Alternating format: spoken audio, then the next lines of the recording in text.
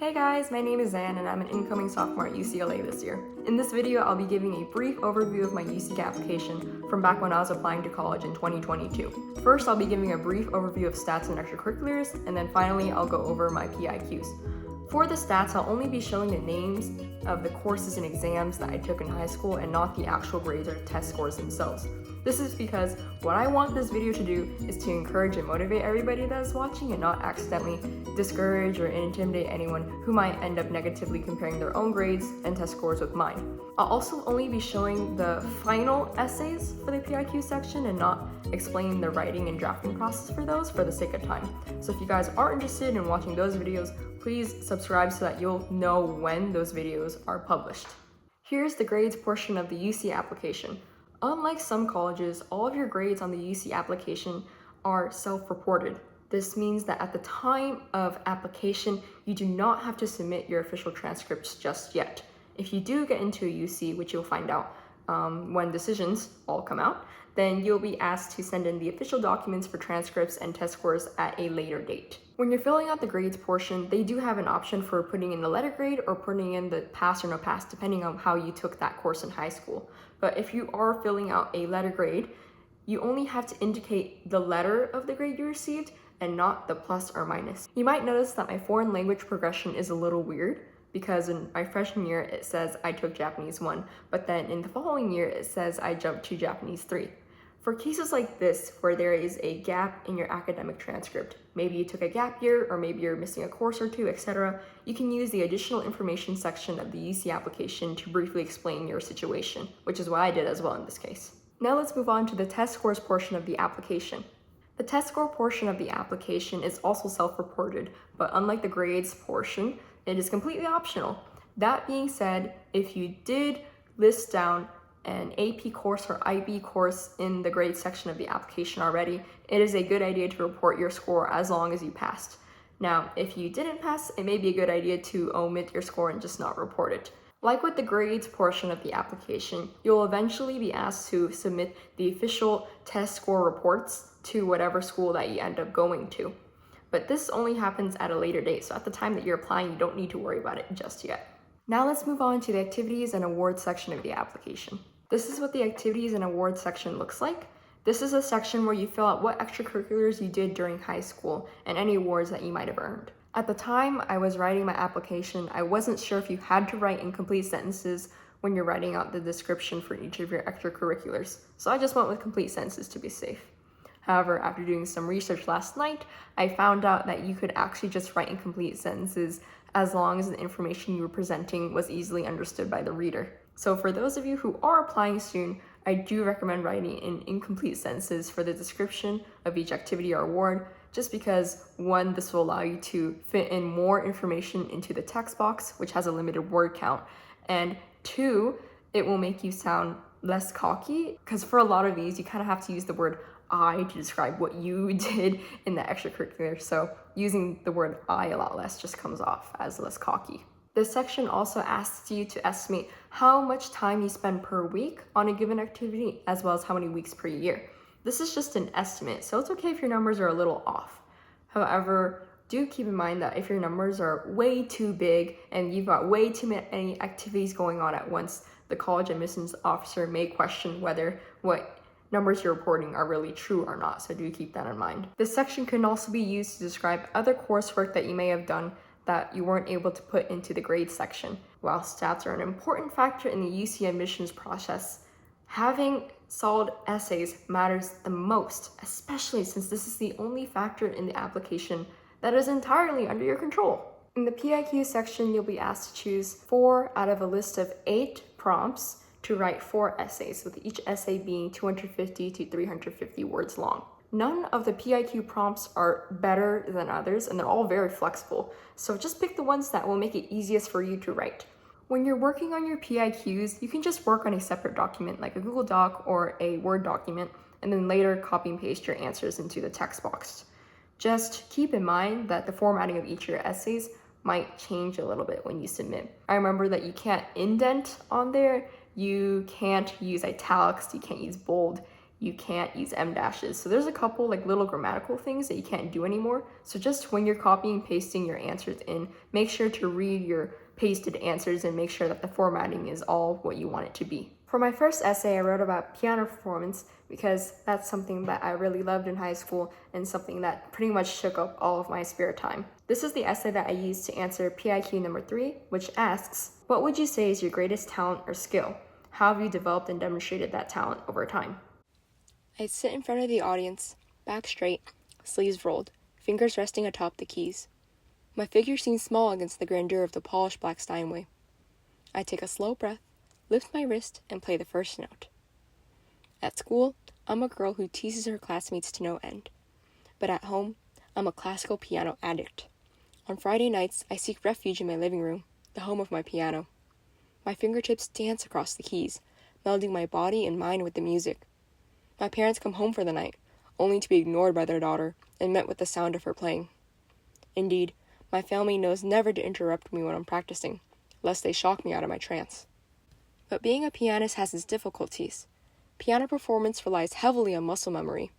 This means that when memorizing a piece, a pianist's hands will know what to play, even if the pianist isn't thinking about it. Yet on stage, this same skill is the one most affected by panic. Why won't my hands stop shaking? Why can't my fingers remember where to start? Piano has taught me not only to maintain my composure when under pressure, but also how to carry myself in front of others. The worst thing a pianist can do during a performance isn't play the wrong note by accident. It's taking her hands off the keys after a mistake. It's letting her single slip-up be the reason she stops playing. If I want to show resilience, I'll play on, past my mistakes, because how I present myself is how the world will perceive me. Perhaps I'll butcher a whole phrase during my performance, lose confidence, then stop playing. My friends and family might view this as an accident, but the world will view it as incompetence. So I challenge the world to stare at me with eyes of scrutiny. I'll continue to carry myself with grace, responsibility, and purpose. Like I mentioned at the beginning of this video, I'll only be showing the essays themselves and not explaining the whole writing process behind them. But if you guys are interested in videos where I do that, please let me know in the comments and I will publish those as soon as possible. For my second essay, I wrote about my experience learning Japanese. This is the essay that I used to answer PIQ number 4, which asks, describe how you have taken advantage of a significant educational opportunity or work to overcome an educational barrier you have faced. I took one final look at my worksheet, nodded in satisfaction, then went to turn it in. As I approached her desk, my teacher asked, Anne, do you want to skip Japanese too? Halfway through my first year in Japanese, my teacher asked me to skip the Japanese 2 level. I'll give you until August to study. That's when I'll administer the final exam. This meant finishing the rest of the first year material before March, then learning all the second material by August. At first, I wasn't sure if I could pull it off. Japanese is one of the hardest languages for a native English speaker to learn, and my teacher wanted me to skip a level? No way was that happening. But then I thought that maybe, just maybe, there was a chance I could do it.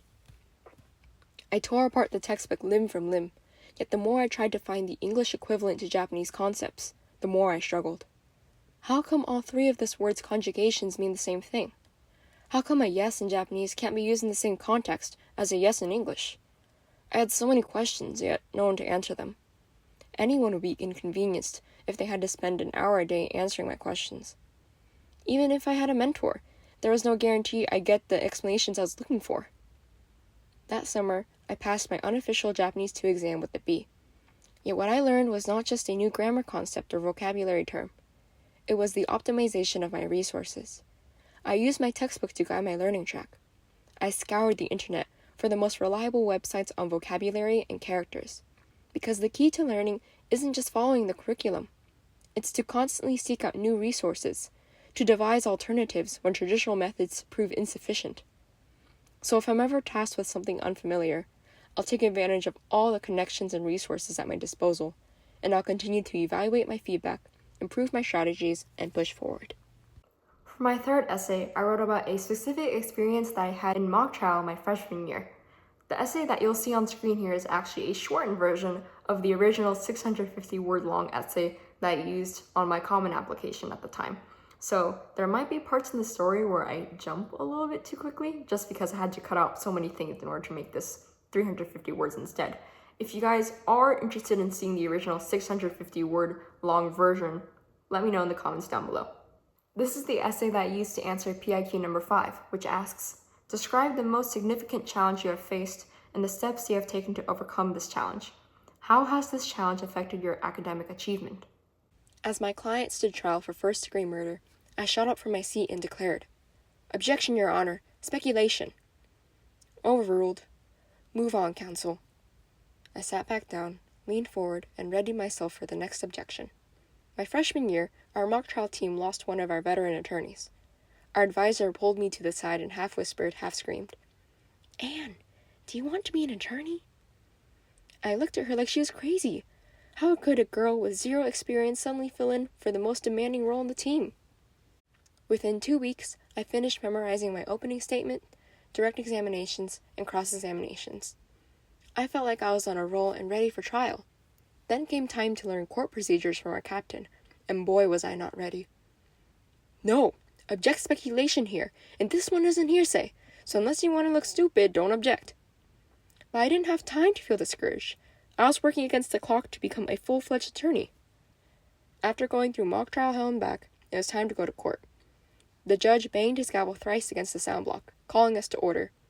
I did my best to keep up, but it didn't stop the beads of sweat streaming down my temples. My first trial both exhilarated me and humbled me. Yet that's exactly what drives me to go beyond what's asked. I'll spend more time reviewing the same material, practicing the same objections. Because talent is not the true determinant of success. Humility is. I know I have it in me to plant myself in any sand or stone and bear fruit. But I also know I'm not infallible. That's why, before every decision I make, before every action I take, I consider my shortcomings, my weaknesses, and I find a way to compensate for them. I imagine every possible outcome, every possible failure, and I find a way to counter them. So I implore the world to come at me with all its adversity, and I'll continue to face it, respect it, and evolve from it. Looking back, I don't know if that was the best thing to write about, just because it's a really common writing topic for a lot of these essays, so it just makes it that much harder to stand out from the rest of the applicants. For my fourth and final essay, I wrote about my experience in Cambodia as part of a charity mission. This is the essay that I used to answer PIQ number 7, which asks, what have you done to make your school or your community a better place? The girl shyly shuffled into our tent with her crying baby cradled in her arms. The baby had a fever. I asked who the father was. She shifted the baby's weight onto her right arm, gave a quiet hush, then pointed at a man in the far corner with her left. When I asked her who her father was, she continued to point at the same man. As I handed her the medicine, she thanked me and smiled. Her eyes crinkled like crescents. 3 years ago, I traveled to Cambodia as part of the International Humane Missions to uplift displaced Vietnamese people. After the communist government came to power, many Vietnamese people fell into poverty. Some sold their daughters as prostitutes across the border. Others were lured by the prospect of finding labor. Over time, these people formed villages on the border between Cambodia and Vietnam. To this day, none of these people have been recognized by the Vietnamese or Cambodian governments. Every morning, our team provided medical relief to the villages. My job as an interpreter was to interview the patients in Vietnamese, then record their symptoms in English. The moment I stepped onto the dock, the pungent smell of feces stung the air. The sun's scorching rays reflected back the brown, murky waters of Lake Tonle Sap. Nearly the whole village was malnourished and illiterate. I was enraged. How come these people had to live like this? If I wanted to help, I needed justification to represent the people. But how? No one would grant such authority to a teenage girl, but to a woman is a different story. I want to become a woman who can give back to people.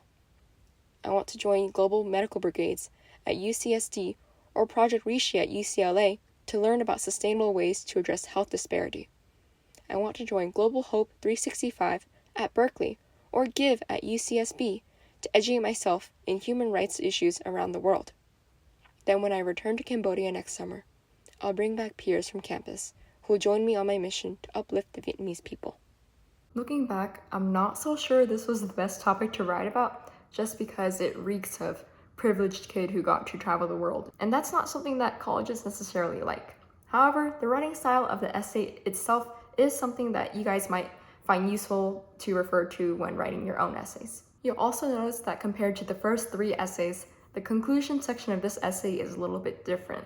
That's because I had no idea what to write for it other than say, I want to help people, but that's very generic. So what I did instead was I did a little bit of research on each of the schools and their clubs, and then I tried to relate that research to what I think I could provide by going to that school. That's it for this video. Thank you guys for watching. I hope that looking at this application will give you guys a better sense of what to expect when you're filling out your own applications, as well as a better sense of what a college essay might look like.